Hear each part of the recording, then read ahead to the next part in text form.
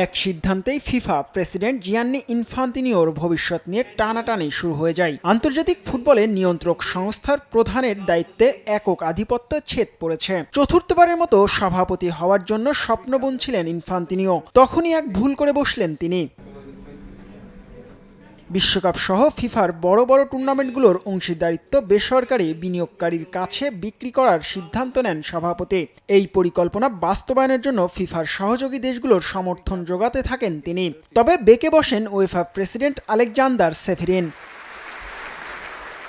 European ফুটবলের নিয়ন্ত্রক সংস্থার প্রধান বাকি দেশগুলোকে নিয়ে ফিফার প্রতি অনাস্থা প্রকাশ করেন। সেই সঙ্গে ইনফান্তিনিওকে ফিফা ফরওয়ার্ড এন্টারপ্রাইজ নামের নতুন কোম্পানি তৈরির পরিকল্পনা থেকে সরে আসতে আহ্বান জানান। আর সেটা না হলে কংগ্রেস ডেকে অনাস্থার ভিত্তিতে ইনফান্তিনিওকে সরিয়ে দেওয়ার পরিকল্পনাও আটতে থাকেন সেফেরিন।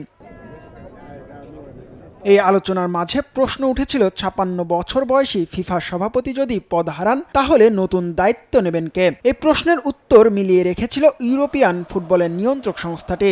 ইনফান্তিনিওর পর পিএসজি প্রেসিডেন্ট নাসের আল খেলাইফিকে বিশ্ব ফুটবলের অভিভাবক হিসেবে দেখতে চেয়েছিল উয়েফা। খেলাইফি ফুটবলের অন্যতম প্রভাবশালী ব্যক্তি হওয়ায় কাঁটা দিয়ে কাঁটা তুলতে চায় তারা। পিএসজি প্রেসিডেন্ট ছাড়া কাতার স্পোর্টস ইনভেস্টমেন্ট চেয়ারম্যান এই কাতার ধনকুব। ইউরোপিয়ান ক্লাব অ্যাসোসিয়েশনের সভাপতির দায়িত্বও পালন করেন তিনি। উয়েফা নির্বাহী কমিটির সদস্য এবং বিশ্বকাপ ও চ্যাম্পিয়ন্স লিগ সহ একাধিক দেশের সম্প্রচার স্বত্বের অধিকারী প্রতিষ্ঠান বিইন মিডিয়া গ্রুপের চেয়ারম্যান খেলাইফি। তাই তো কাতারি প্রভাবশালী ব্যক্তি নাসের আল খেলাইফিকে দাঁড় করাতে চাইছেন ইউরোপিয়ান ফুটবলের কর্তারা। তবে গুঞ্জনের মাঝে মুখ খুলেছেন ফরাসি ক্লাবটির সভাপতি। উয়েফা সুপার কাপে পিএসজি বনাম অ্যাস্টন ভিলার ম্যাচ দেখতে যান তিনি। সেখানে তিনি জানান, আপাতত ফিফা সভাপতি হওয়ার তার কোনো ইচ্ছা নেই।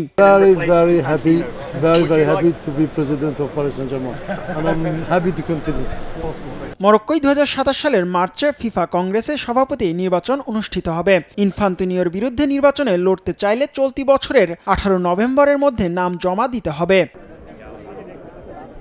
জিহাদ আল হাসান, সময় সংবাদ।